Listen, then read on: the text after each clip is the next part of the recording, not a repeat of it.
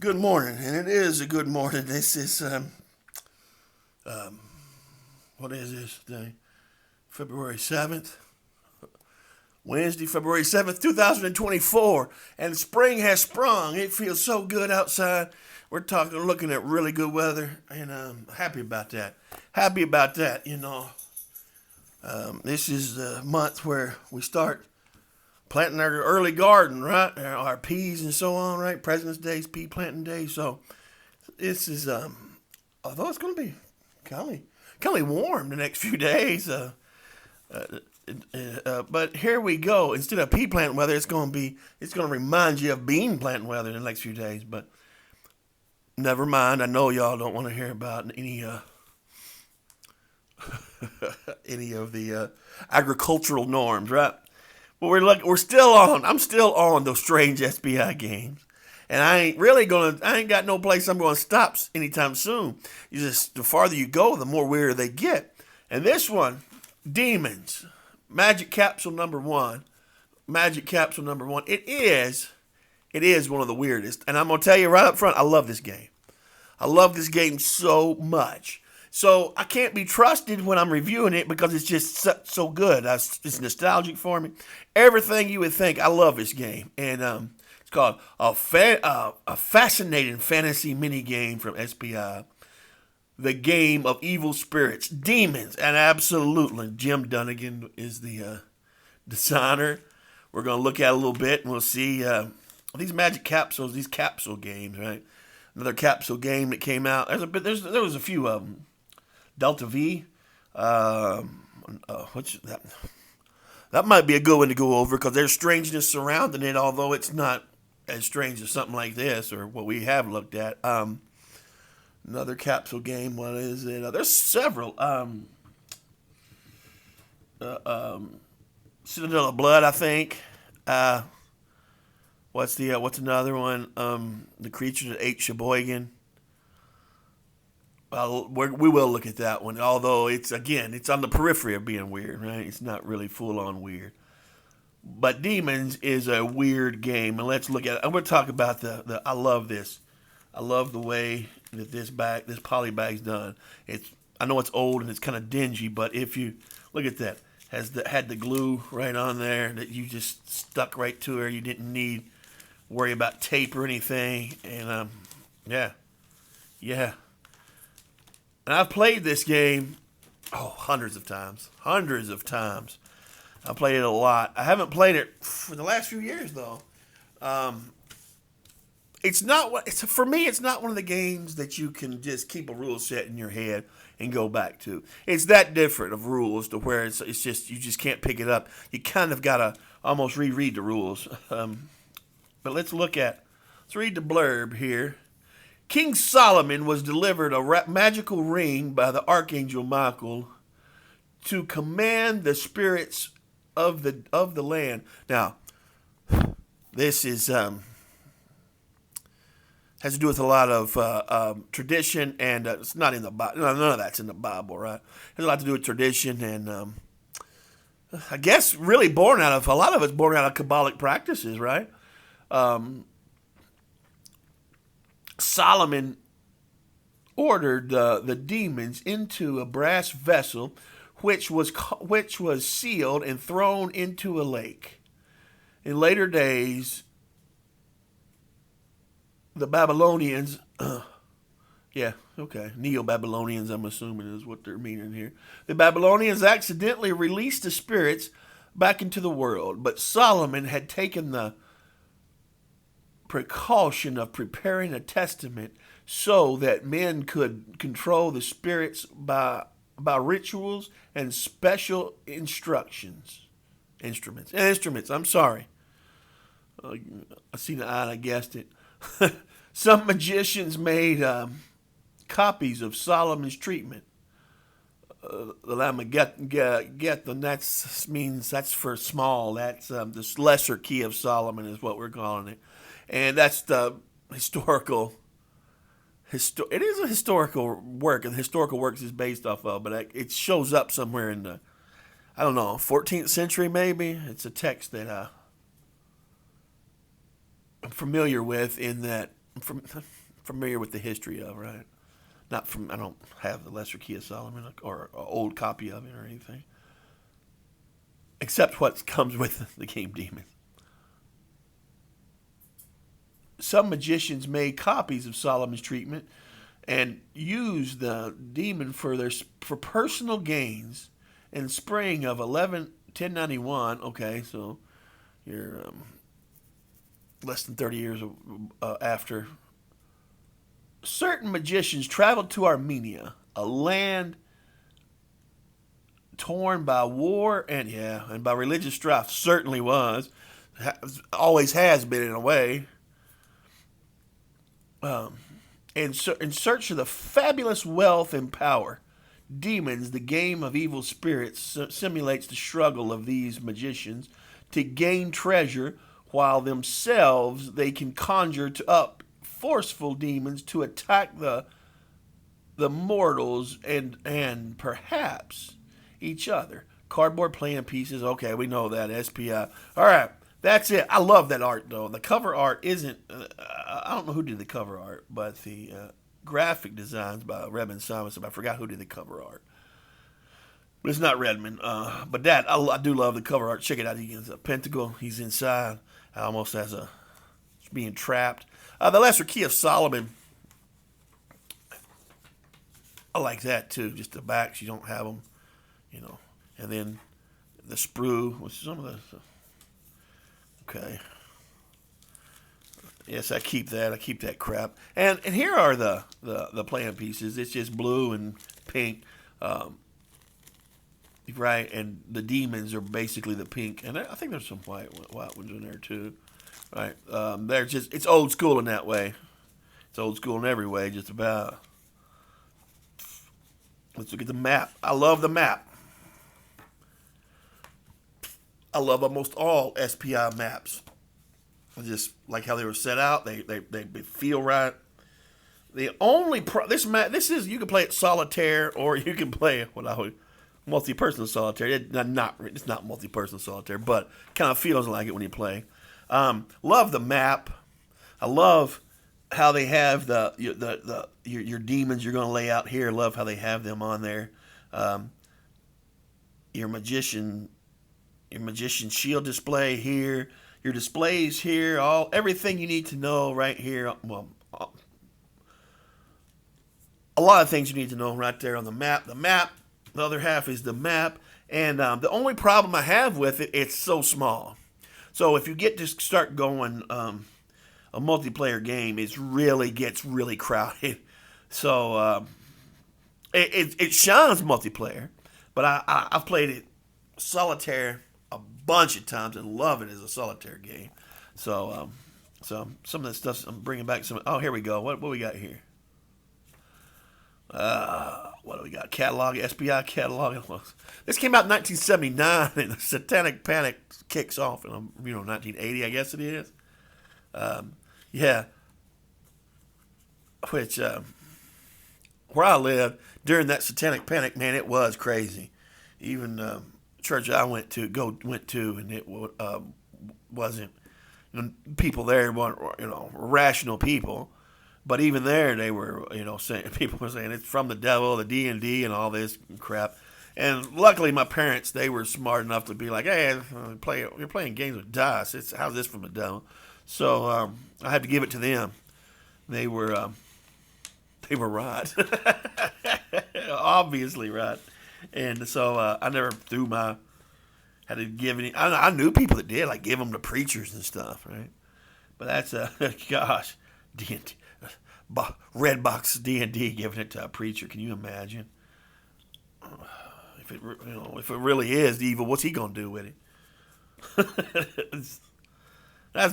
Don't take me as being anti-religious. I'm not. I'm just, I think that was a scare that a lot of people freaked out about.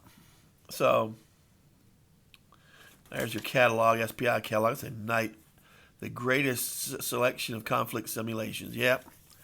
Instead of war games, we're calling them con sims there, and that's fine. But and here's your tables. All the tables you'll need. You will need these. Combat results table. This is a war game, by the way. You start looking at it and you think it's a fantasy game, and it plays as a war game. And I always thought it would be good if you would have had a Rambo game, so to speak, where you could have. Or I'll tell you what else you could do well as. You could retheme it and have the map in Civil War Missouri or Kentucky maybe, where the partisan ranger fighting was furious and difficult, and you could, having your partisan rangers trying to build up and fight the Yankees. That could have been a really good thing of it, because you're here and you're looking for treasure, you're looking for demons, you're trying to summon demons to go get treasure, and they're going to point where the treasure's at. They're going to tell you where the treasure's at. That's what the demons are for. Excuse me, and but that's what you're summoning them for, and controlling them's another thing. You might have problems controlling them. They're different. Different princes and marquesses and kings and so on. The stronger they are, and some of them have horrible side effects, and some of them will help you with your fighting and conjuration, historical notes. This is what I love right here. I took this out of the book. Historical notes. This would be Jim Dunnigan. Absolutely, have historical notes on a game like this. The Lesser Key of Solomon, upon which the game Demons is based, has its origins in manuscripts published in the 17th century. Absolutely. I thought 14th, so 17th century. Okay, I'm sorry. I'm way off. 17th century. Allegedly, the sources of these manuscripts can be traced back to Greek, Latin, and pre-Roman manuscripts. The originals are said to have been in Hebrew, and much of the symbology included in the manuscripts is rendered in Hebrew. Again, goes back to a lot of that medieval Kabbalic practices, right? And getting in the 17th century, you're talking post-medieval, right? You're talking about getting the Renaissance, but these books were coming to, a lot during the Renaissance and so on. So I don't want to get too far off. We'll start talking about the fall of Constantinople and the fall of the Byzantines and how that brought so much information into Western Europe and really kicked off the Renaissance during that period of when it, all right, I'll shut up.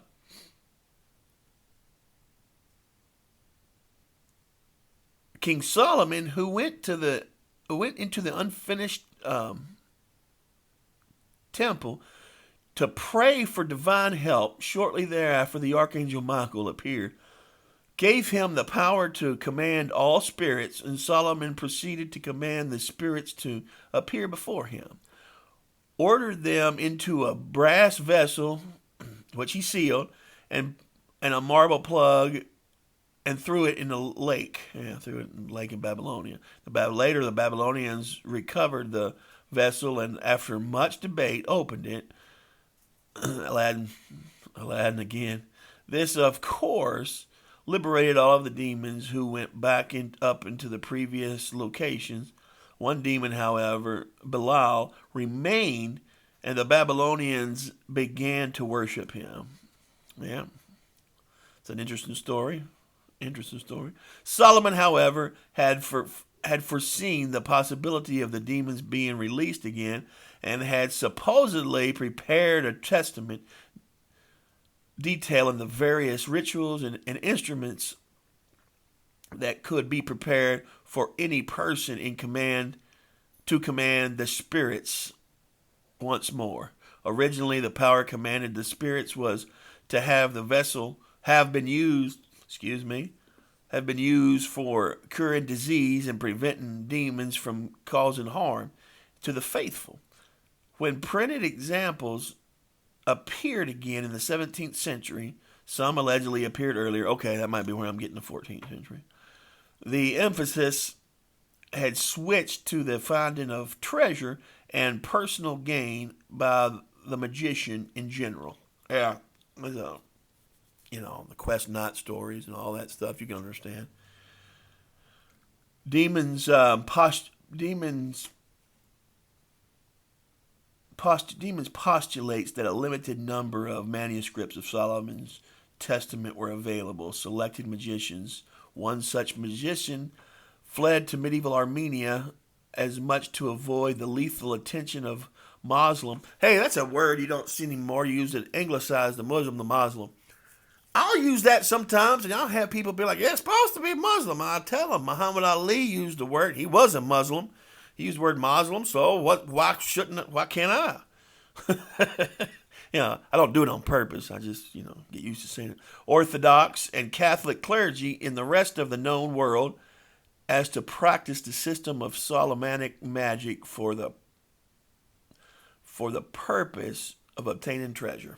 Armenia, although, let's go ahead and finish this off. Armenia, although one of the first national groups to become Christian, absolutely was constantly being traded back and forth by more powerful neighbors. In the 11th century, the situation was even more chaotic because the recent schism between the Orthodox and Catholic churches, the Great Schism, 1051, that in fact aided to the continued peripheral presence of fanatical Islam, placed Armenia in a vortex of religious intolerance. Thus, sometime in the spring of 1091, does our magician wanderer in the hills of Armenia. Yeah, it's kind of true, while all those groups did coexist, Islam, Christianity, Judaism, Catholicism, and Orthodoxism, all of those existed in places at times, sure. But also the worst elements of those religions would flare up every now and again. And so, it is what it is, man. It is what it is. So, Armenia's always had those kind of problems, right? For various reasons. But, okay, let's not get off the subject. Stick to the game. All right, don't need an introduction. The movement of units. Where's the problem I have with it? This book's clear. It has pretty much. There are a few ambiguities in spell casting and so on, but it's clear. The only problem I have with it is the layout of it. You find stuff in odd spots and weird places, and sequence of play. Mortal units turn. Step 1 and step 2. Yeah, the mortal units may move. Okay, there's 2 steps to there. First magician player turn. Because mortals are looking for you. Step 3, step 4, and then, okay. Winning the game, you're just whoever gets the most treasure, right? It's a certain amount of treasure. It's a hard game. Pre-combat conditions. In the combat conditions, there's some. Hey, look, check this out. You want to talk about satanic panic? Here you go, satanic panic. So the older I get, the more like my dad I get. I'll start even sounding like him after a while.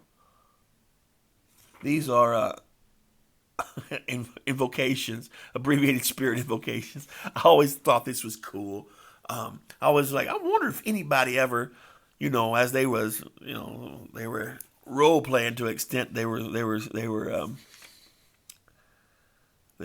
using this for thematic effect, actually speaking this out before there, which that's kind of cool. I think that's cool. The abbreviated, I just think it's cool. Discovery or seizure of treasure. That's what you're doing. Man, mortals can find you and armies can find you and they'll take your treasure. They'll take you back and torture you. A lot of stuff happens. Capture and torture magicians. There you go. Raising the powerful magical shield. You can blow them back. You have some magical powers. Unfriendly demons, friendly and unfriendly demons. Some of the demons are going to be unfriendly. But yeah. Such a weird game though. And like I said, I've recommended it to a few people. And the people I've recommended it to, they're usually cold on it. So I'll have to say, although I know a couple of people that really like it. It's one of those things. You either be hot or cold. And man, look at that. God, it's cool. So I don't really recommend it to anybody anymore. But if you want a different war game with solid rules and fun And like I said, it gives you some level of historicity there, right? That some people need. Not me. I can do fantasy games, but some people need to get into before they do a game, right? They need to. I don't know. When you start giving, no matter how little of historicity is there, you start giving it a little. I think it makes some people think, hey, this has some seriousness to it, right? But I do like the game. I like the game a lot. I haven't played it in a long time. Don't know when I'll play it next. Like I said, I got to be in the right kind of mood, and then I usually start playing it, and I'll play this game. Man, I've left this set up for a couple months before and played it every day at one point, and my wife told me to take it off the table. As I had it in the living room back in those days on the coffee table. I've got my own room now, so it doesn't matter. But yeah, crossing rivers. Sometimes that gets hard. That's what I was want to look at. You can make some of the stuff happen. You can make some of the strangest stuff happen to get rid of your pursuers.